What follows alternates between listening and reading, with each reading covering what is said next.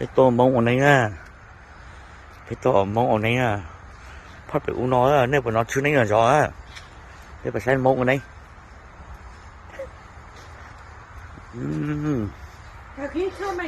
No. Muốn chơi kia sang mà. Chưa nấy là gió à, chứ mông tốt, mông ở đây nha. Cấp xa. Hỏi gì mông xứ này bà xây ta. Mông ở đây này bà xây ta nha. Ui, dần cho ấy, dây ấy. Ui, này bà xây ta. Ui.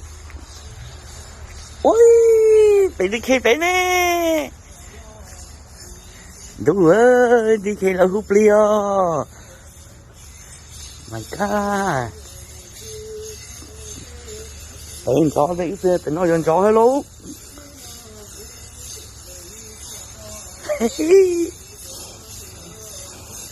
Thì ủa phải nó ta đây, ủa số nó thế.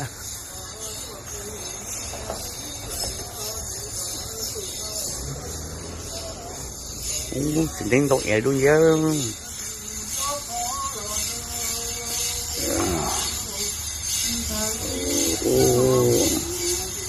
Thì lấy tội nhảy luôn chứ.